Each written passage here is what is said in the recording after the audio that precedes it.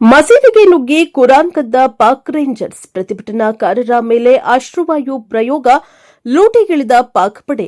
ಪಾಕ್ ಆಕ್ರಮಿತ ಕಾಶ್ಮೀರ ಪ್ರದೇಶಕ್ಕೆ ಸಿಗಬೇಕಾದ ಮೂಲಸೌಕರ್ಯಗಳ ಸಲುವಾಗಿ ಅಲ್ಲಿಯ ಜನ ನಡೆಸುತ್ತಿರುವ ಹೋರಾಟ 33ನೇ ದಿನಕ್ಕೆ ಕಾಲಿಟ್ಟಿದೆ.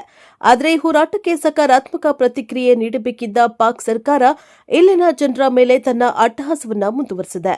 ಹೋರಾಟ ನಡೀತಾ ಇದ್ದ ಸ್ಥಳಕ್ಕೆ ಆಗಮಿಸಿದ ಪಾಕಿಸ್ತಾನಿ ರೇಂಜರ್ಗಳು ಬೂಟುಗಾಲಿನಲ್ಲಿ ಮಸೀದಿಯನ್ನ ಪ್ರವೇಶಿಸಿ ಲೂಟಿ ಮಾಡಿ ಪವಿತ್ರ ಕುರಾನಿನ ಪ್ರತಿಯನ್ನ ಕದ್ದೊಯ್ದಿದ್ದಾರೆ ಎಂದು ಪಿಒಕೆ ಜನ ಆರೋಪಿಸಿದ್ದಾರೆ. ಪಾಕ್ ಆಕ್ರಮಿತ ಪ್ರದೇಶವನ್ನ ಪಾಕಿಸ್ತಾನ ಸರ್ಕಾರ ನಿರ್ಲಕ್ಷಿಸಿದ ಹಿನ್ನೆಲೆಯಲ್ಲಿ ನಡೆಯುತ್ತಿರುವ ಹೋರಾಟವನ್ನ ಹತ್ತಿಕ್ಕಲು ಸ್ಥಳಕ್ಕೆ ಆಗಮಿಸಿದ ಪಾಕಿಸ್ತಾನಿ ರೇಂಜರ್ ಪಡೆ ಹೋರಾಟ ನಿರತ ಪ್ರತಿಭಟನಾಕಾರರ ಮೇಲೆ ಅಶ್ರುವಾಯು ಪ್ರಯೋಗ ಮಾಡಿ ಹತ್ತಿರದಲ್ಲಿದ್ದ ಮಸೀದಿಯನ್ನ, ಜನರ ಮನೆಯನ್ನ ಲೂಟಿ ಮಾಡಿದ್ದಷ್ಟೇ ಅಲ್ಲದೆ ಕುರಾನ್ ಅನ್ನ ಕದ್ದುಕೊಂಡು ಹೋಗಿದ್ದಾರೆ ಎನ್ನಲಾಗ್ತಾ ಇದೆ.